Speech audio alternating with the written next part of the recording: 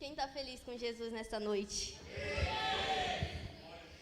Saiba que vocês não estão aqui por acaso. Há um propósito de Deus em todas as coisas.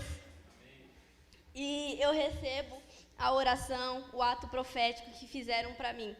Só que eu quero convidar a todos a viver uma missão em Cristo. Se posicionar é uma parte dessa missão, né? Porque a nossa missão é levar vida para os que estão lá fora. A nossa missão é trazer pessoas para Cristo. Isso não é uma coisa de uma pessoa só, mas é algo de todos nós. Eu vou ler em um texto que fica em Romanos 12, 2.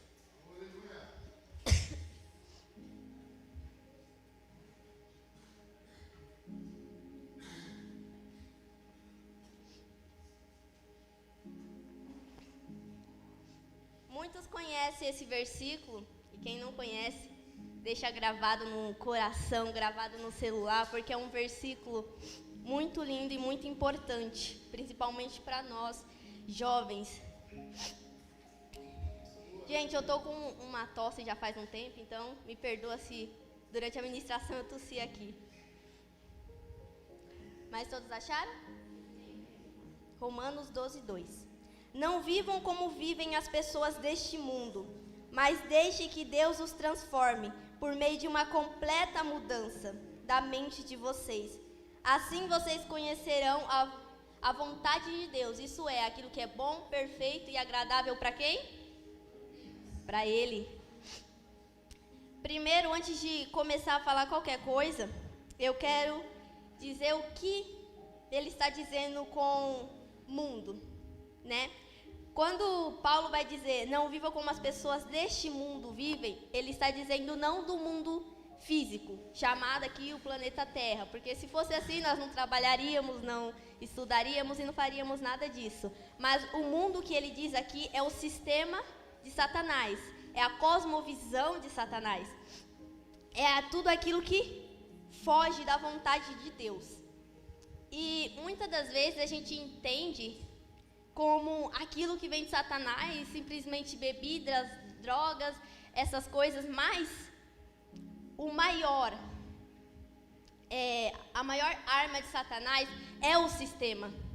E é contra ele que a gente tem que se posicionar. Porque o tema da mensagem hoje é posicionamento. Então, nós vamos entender primeiro no que exatamente a gente tem que se posicionar. Porque o inimigo, ele não quer te tirar da igreja, como muitos dizem.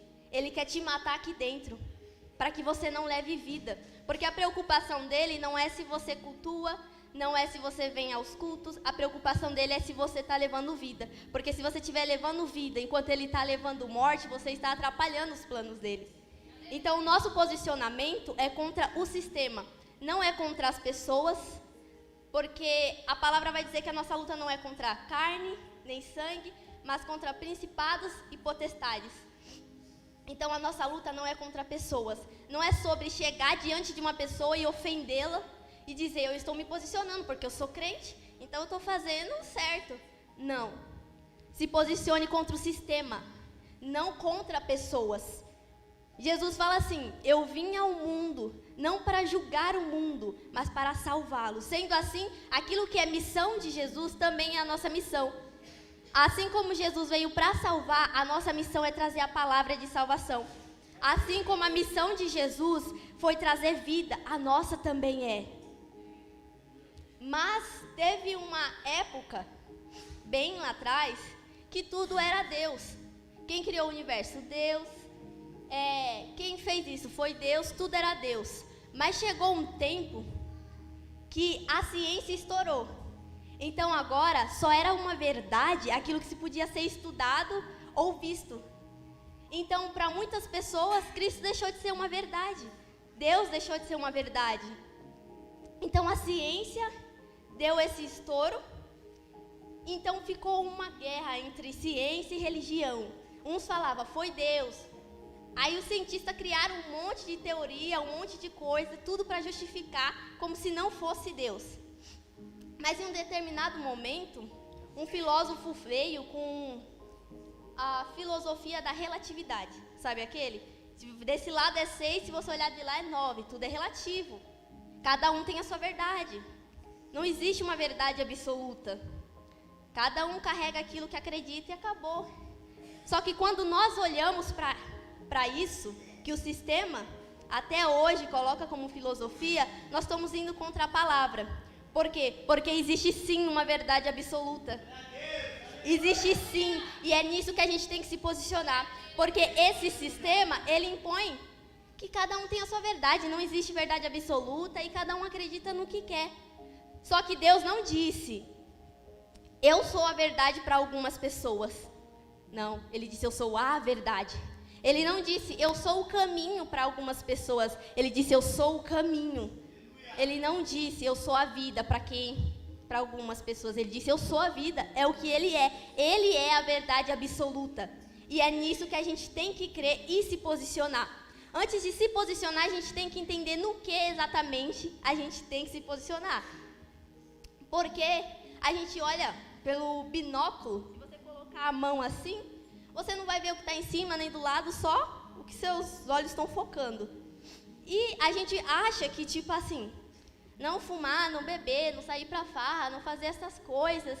Isso daí eu não estou fazendo, então eu estou ok. Mas muitas das vezes a gente pode estar na igreja vivendo o sistema do mundo. Porque o sistema do mundo não é fumar, não é farra, não é isso. Isso é só o que o inimigo já oferece para quem já está nesse sistema.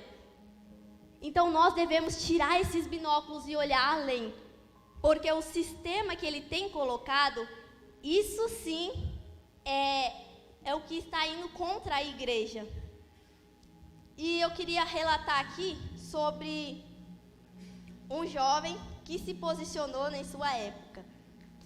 Daniel, que é até o versículo que estava no Fly, né? Que o Júlio falou no começo, sobre Daniel e os seus amigos lá, né? Sadraque, Mesaque e Abednego. Na verdade, esse é o nome deles babilônico, o nome verdadeiro deles é outro, né? Mas assim que eles chegaram na Babilônia, vários judeus e israelitas estavam juntos, mas não tiveram esse posicionamento. Ele chegou no chefe e falou assim, nos dê verdura. Vai dizer, deixa eu abrir aqui, é em Daniel 1:20.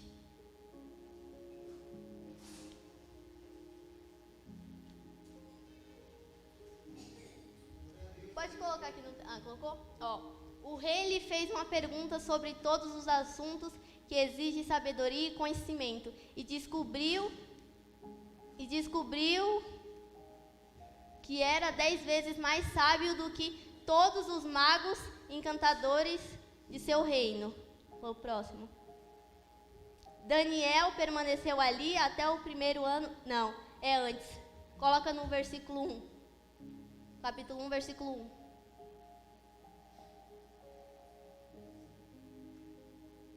Antes disso. No terceiro ano do reinado de Jeoaquim, o rei de Judá, Nabucodonosor, rei da Babilônia, veio a Jerusalém e a situou. E o Senhor entregou Jeoaquim, rei de Judá, nas mãos e também alguns dos utensílios do templo de Deus. Ele levou os utensílios para o templo do seu Deus na terra de Sineá e os colocou na casa do tesouro do seu Deus.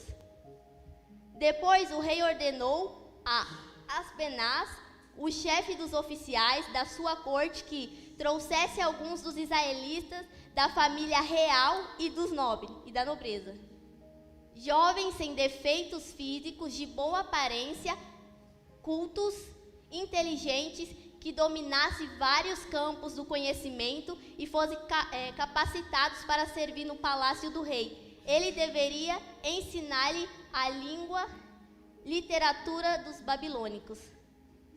De sua própria mesa, o rei designou-lhe uma porção diária de comida e de vinho. Eles receberiam um treinamento durante 3 anos e depois disso passaria a servir o rei. Entre esses estavam alguns dos que vieram de Judá, Esse aqui é o nome verdadeiro dele: Daniel, Ananias, Misael e Azarias. O chefe dos oficiais deu-lhe novos nomes. A Daniel deu Beltesazar, Ananias deu Sadraque, Misael Mesaque e Azarias Abidnego. Pode parar aí, tá? Eu vou ler isso daí depois. Então, o que aconteceu? O rei da Babilônia invadiu Judá e prendeu o rei, fez do seu povo escravos, e os jovens mais inteligentes, como a gente viu aqui, de boa vista, eles fizeram o quê? Pegaram para trabalhar no palácio. E o que eles iam fazer? Ele ia fazer um tempo de preparação. Nesse tempo de preparação, eles iam alimentá-los para ficarem fortes. Ele ia fazer diversas coisas para agregar nos jovens, para que eles pudessem fazer aquilo que eles iam ser ordenado. Porém, olha o interessante, Daniel, contudo, decidiu não se tornar impuro com a comida e o vinho do rei, e pediu ao chefe dos oficiais a permissão para se obter deles. Assim como Daniel, será que nós também vamos decidir não se contaminar com a comida da Babilônia? A comida da Babilônia, a comida desse século, que é tudo aquilo que é contrário aos princípios e à palavra de Deus. Tem lá na frente também, vai falar outro momento que eles se posicionaram. Os 3 jovens, Sadraque, Mesaque e Abidnego, eles se posicionaram porque o rei colocou uma estátua e disse que todos deveriam adorar quando visse o som das trombetas, das lírias, das músicas. Todos deveriam se prostrar e adorar. Mas esses 3 jovens não se prostraram e não adoraram. Imagino eu que deve ter gente que falou assim: não, ajoelha, ele vai matar você. É somente fazer uma média, finge, você não precisa adorar ele, só se ajoelhar. Só que mesmo assim, eles não se prostraram diante a estátua, mas eles permaneceram firmes. Então, o que aconteceu? O povo que trabalhava lá entregou eles para Nabucodonosor. Nabucodonosor falou assim, eu vou liberar vocês se vocês prometerem que vão se prostrar agora, se tocar a música.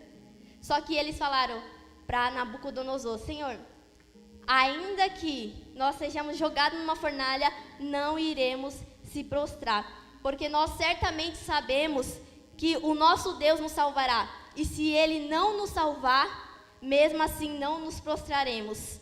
Então Nabucodonosor jogou esses jovens dentro da fornalha. E o que aconteceu? Aconteceu que Jesus livrou eles. Deus livrou eles. Deus estava com eles. Então, o que nós aprendemos com esse jovem? Justamente o posicionamento. Nós aprendemos que no século a qual eles estavam, onde todos se alimentavam da comida da Babilônia, ele decidiu não fazer isso. Ele decidiu não se contaminar. E os 3 jovens decidiram não se prostrar diante da imagem. Alguém pode colocar um fundinho aqui, por favor? Ah, tá, é que eu não estava ouvindo. Vocês estão bem, gente? Tá acordado? Tá dando sono? Vamos arrepiar aí, gente.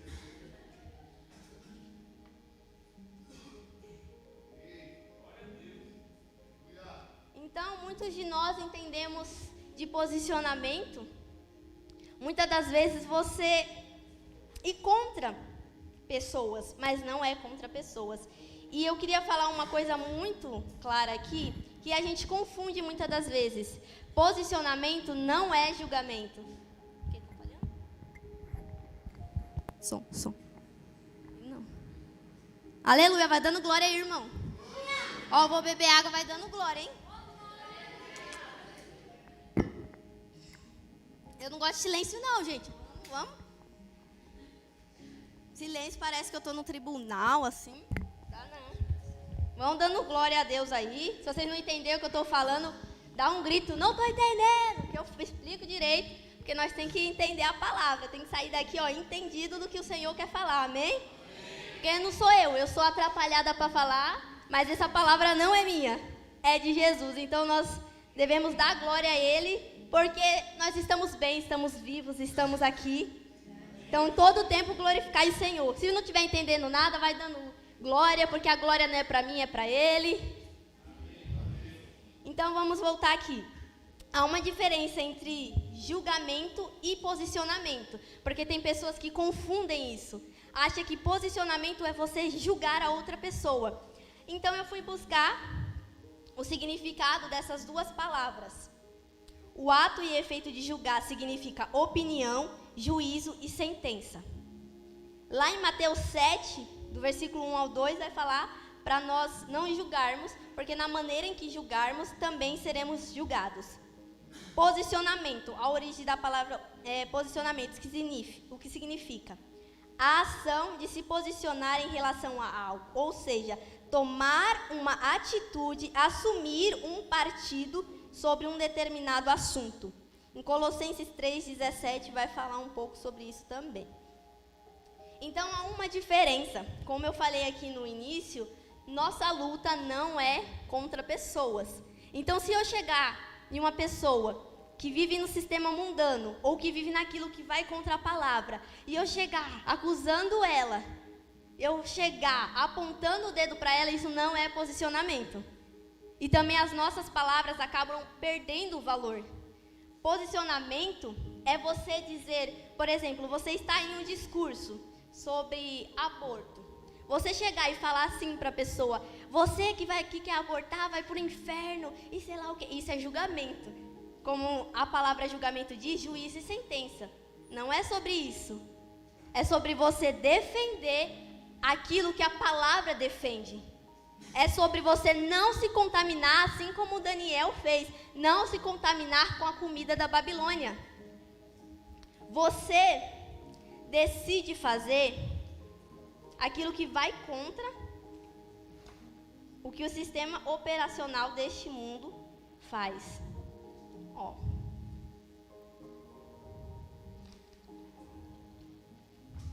A gente escreve tanta coisa aqui e acaba não falando na metade, né?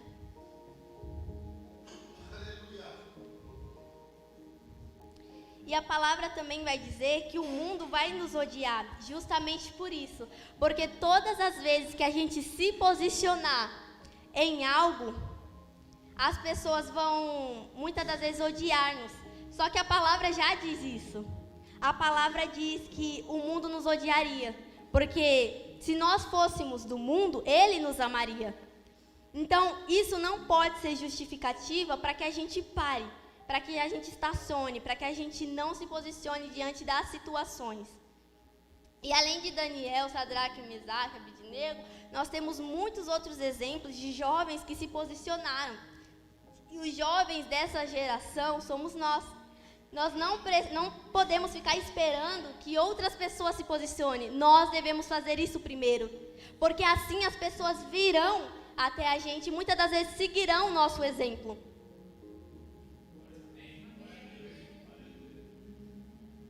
Se posicionar também é uma escolha difícil, não é fácil.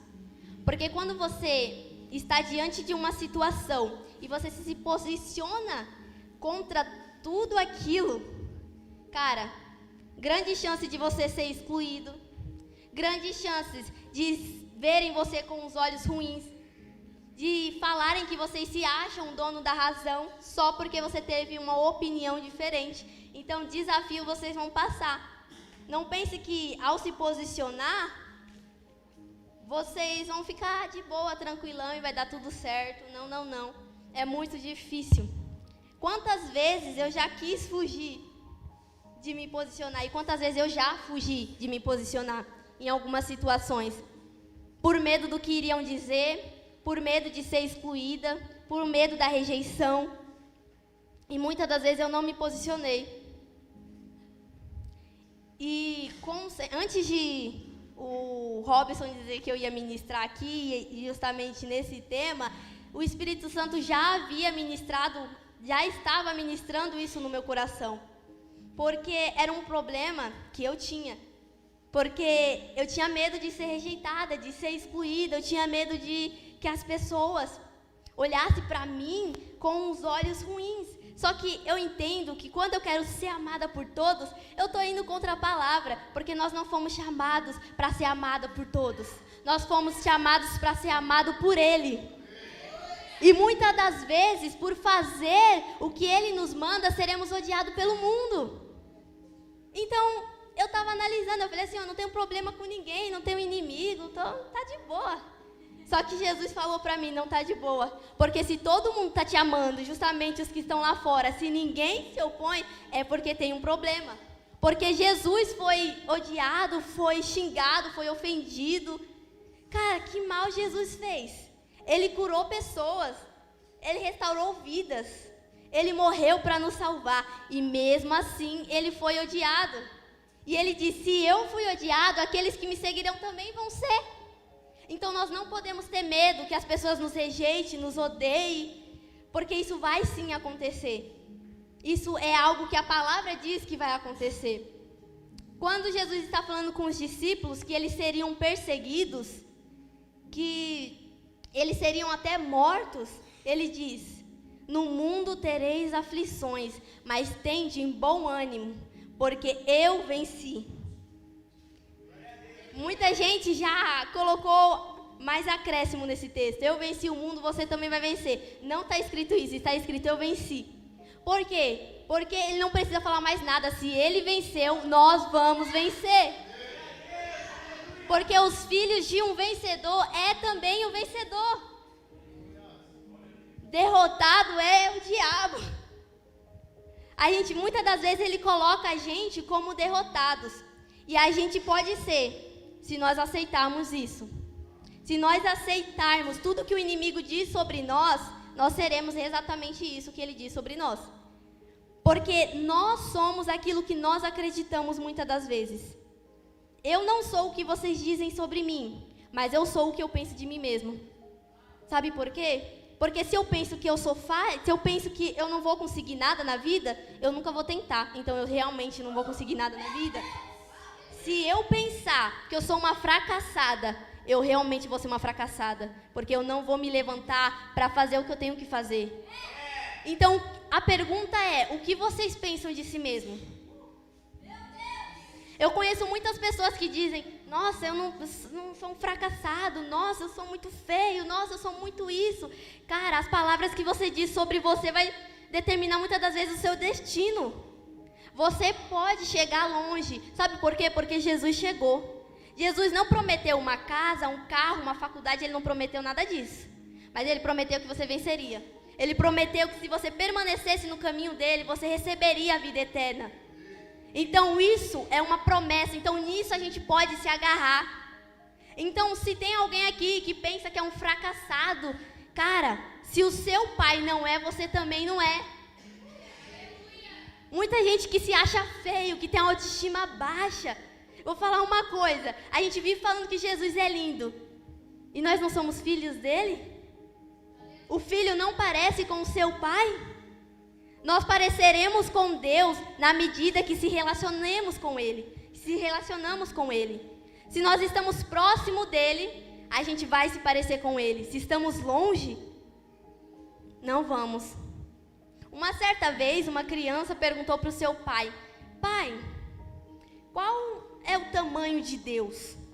Aí ele pegou e falou assim, olha aquele avião. Ele é pequeno? Ele falou, é pequeno, cabe assim, ó, desse tamanho. Então esse pai levou o filho no aeroporto e mostrou o avião grande. Ele pegou e falou, qual o tamanho desse avião? Aí a criança olhou e falou, esse avião é enorme, é maior do que aquele que eu vi. Ele falou, o tamanho de Deus na sua vida é a proporção que você está perto dele.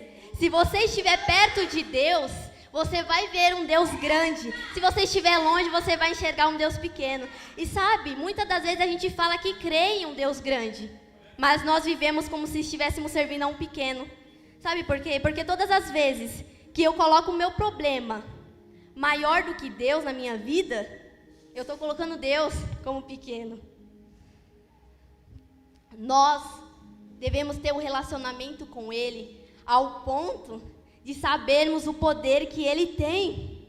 Quando a gente determina fracasso na nossa vida, é porque a gente não está conhecendo o Deus que a gente serve. Quando a gente determina derrota, é porque a gente não está conhecendo o Deus que a gente serve.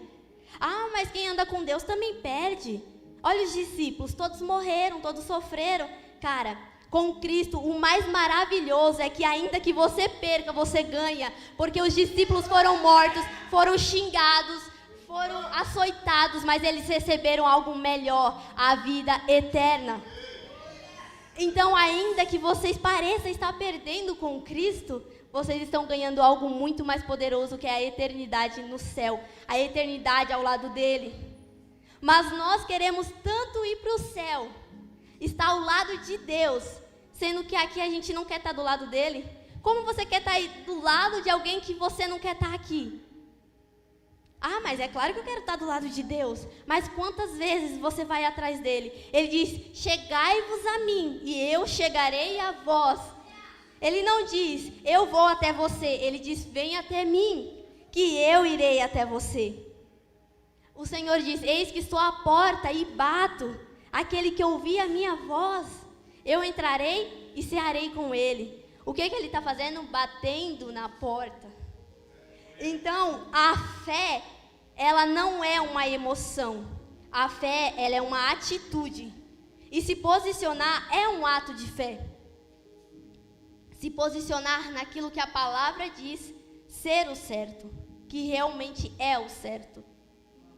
Então, a gente pode viver uma vida inteira, uma vida de emoção, falando eu creio em Deus, eu amo Jesus, Jesus é lindo, mas se nós não praticarmos o que a palavra diz, o Senhor vai dizer que é como um homem sensato, que construiu a sua casa na areia, e veio a tempestade e levou embora. Mas aquele que lê as Escrituras e a pratica, é como um homem sábio que construiu a sua casa na rocha. A nossa rocha é Cristo. Então não basta somente dizer que o ama, não basta somente você pular de emoção. É muito mais que isso. A fé tem a ver com atitude. A palavra vai dizer que Abraão teve fé. Quando Jesus disse, saia da sua terra, da sua parentela, da casa do seu pai, que eu te mostrarei. Ele teve fé que era Deus que estava falando com ele. Na verdade, ele creu que Deus estava falando com ele. Mas ele só provou que teve fé quando ele realmente saiu. Então, nós somos levantados para fazer a vontade do Senhor, para andar segundo a vontade do Senhor. E eu quero pontuar 3 coisas aqui, que eu espero que vocês não esqueçam a mensagem, mas pelo menos essas 3 coisas eu quero que vocês guardem no coração, deixem anotado. Primeira, como eu já havia falado, vou só ressaltar aqui. Posicionamento não é julgamento. A nossa luta não é contra pessoas, mas contra conceitos, ideologias e o sistema. Então, posicionamento não é julgamento. Segundo ponto, quem se posiciona em Deus nunca perde, porque ainda que morra, receberá e ganhará a vida eterna. E o terceiro ponto, não se posicionar em partido nenhum já é estar no partido de Satanás. Então, quando a gente não se posiciona, a gente já está no partido de Satanás. Então, não se posicionar já é escolher um partido, já é escolher um lugar. Então, a pergunta é, até quando nós vamos ficar omissos com aquilo que o Senhor nos mandou fazer?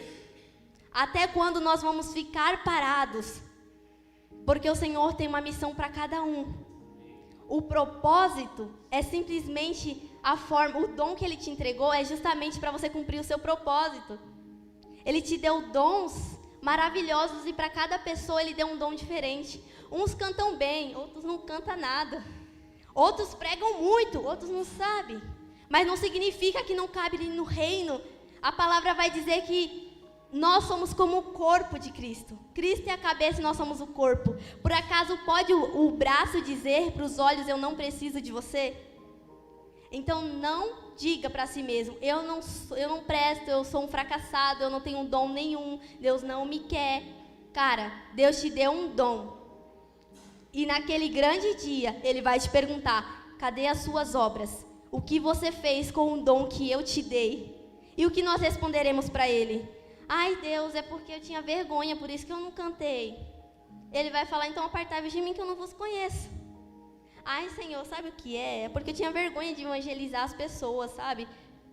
Apartai-vos de mim. Por isso que ele diz que os covardes e medrosos não herdarão o reino dos céus.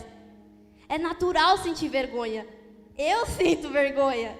Eu estava aqui morrendo de vergonha e de timidez.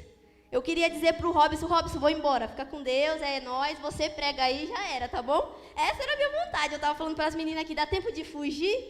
Porque a gente não quer. Só que seguir a vontade de Deus é também uma escolha.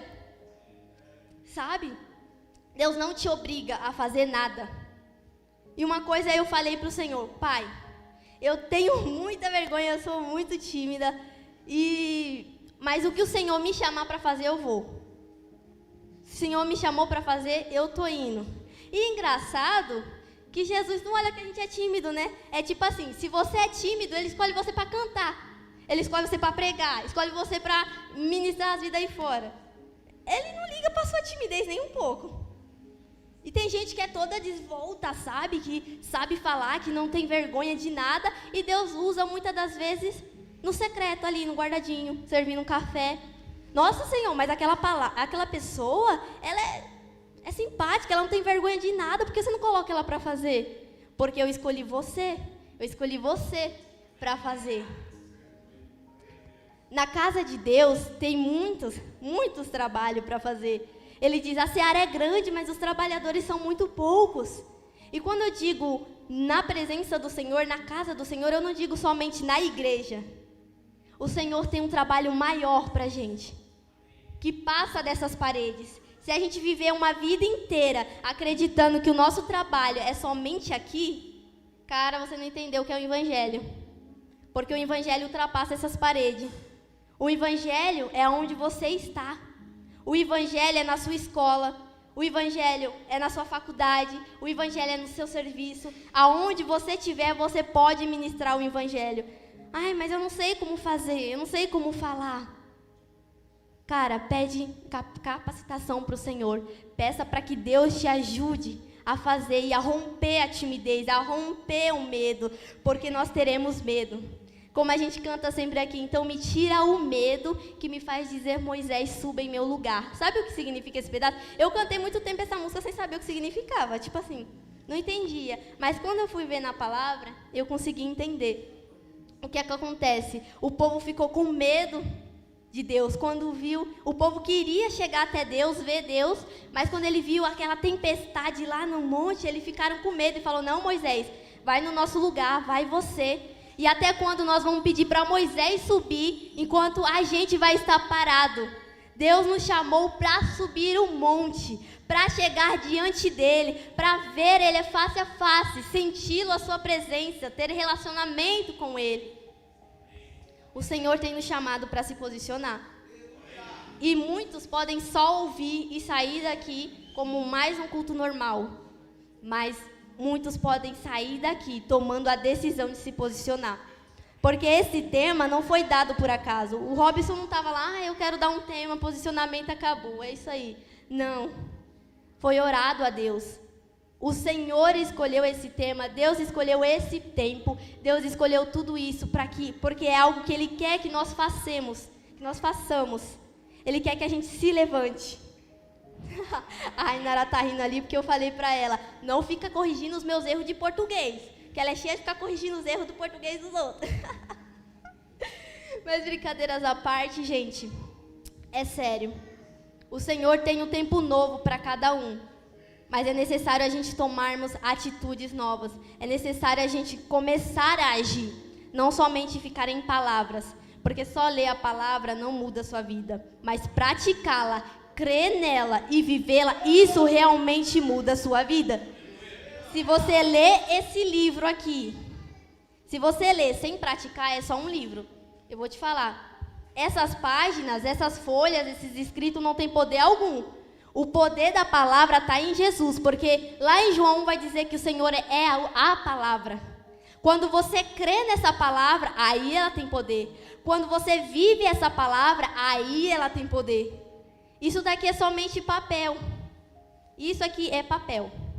Mas quando nós praticamos isso, quando cremos, quando tomamos para nós essa palavra que o Senhor nos deu, isso não é somente um papel, isso é um poder na nossa mão, o poder do Senhor.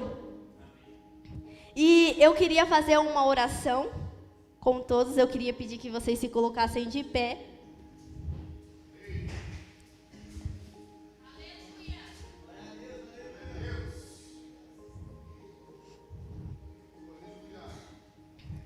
Quem, a partir de hoje, que estava paradão, diz assim: cara, eu não quero mais viver isso.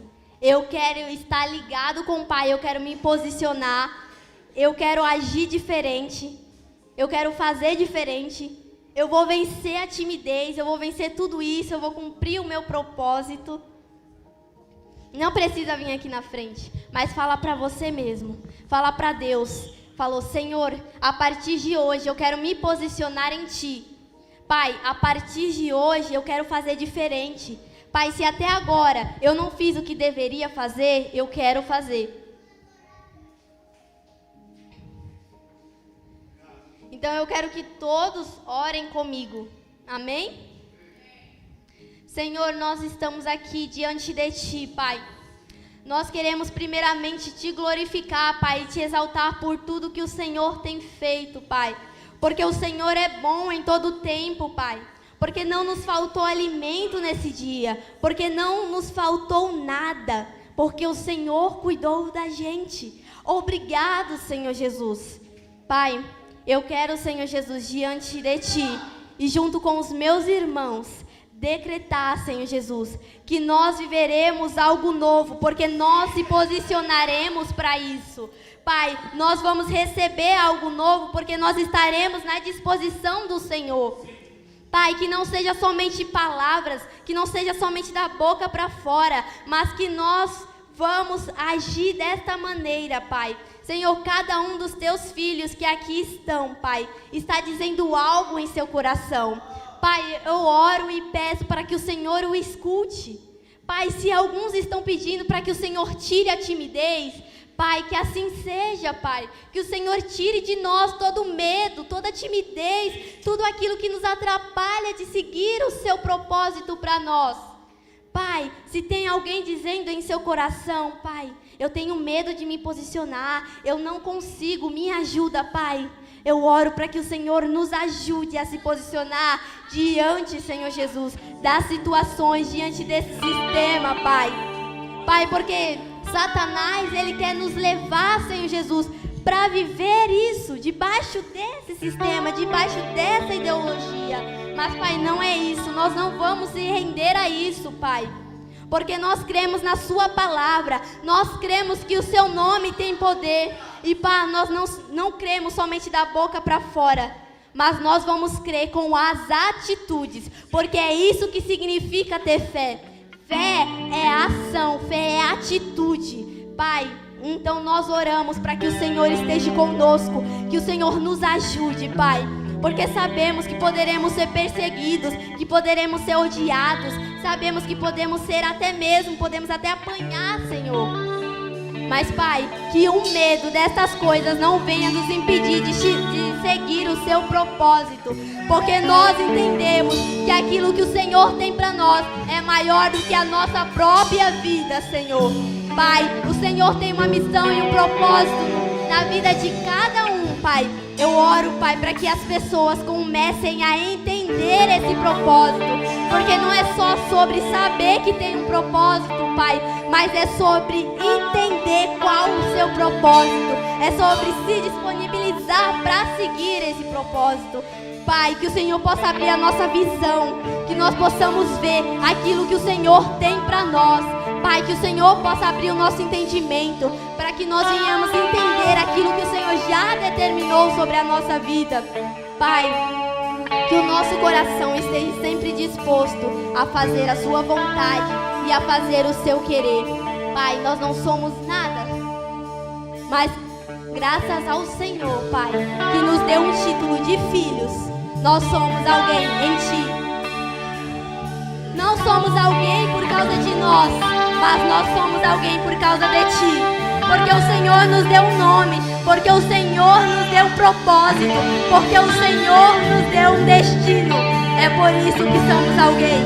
Pai, eu quero orar também por todos aqueles que têm até hoje determinado palavras de maldição contra si mesmo, dizendo: eu não posso, eu não vou conseguir, eu sou fracassado, eu sou feio, eu sou ridículo, eu sou odiado.